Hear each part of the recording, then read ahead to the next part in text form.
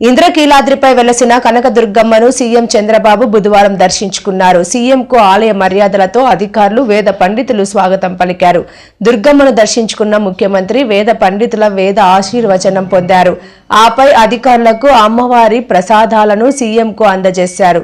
దర్శనానంతరం CM Chandrababu మీడియాతో మాట్లాడుతూ, తెలుగు రాష్ట్రాల్లో విదేశాల్లో ఉండే తెలుగు వారందరికీ, భారతీయులందరికీ మనస్ఫూర్తిగా హ్యాపీ న్యూ ఇయర్ శుభాకాంక్షలు తెలియజేస్తున్నాం.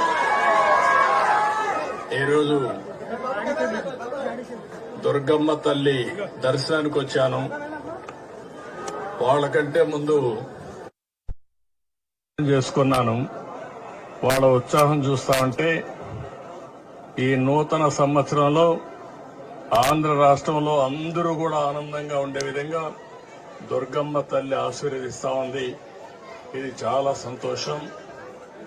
ఇలాంటి కార్యక్రమాలు చూసినప్పుడు ఏదైతే ప్రజలందరూ ఉన్నారో వాళ్ళందరినీ ఆరోగ్యపరంగా, ఆనందంగా, ఆదాయాన్ని పెంచుతూ అందరినీ సుఖ సంతోషాల్లో పెట్టాలనే ఆలోచనతో ముందుకు పోతున్నాం. ఈరోజు చిన్న పిల్లల్లో కూడా బ్రహ్మాండమైన స్ఫూర్తి ఉంది.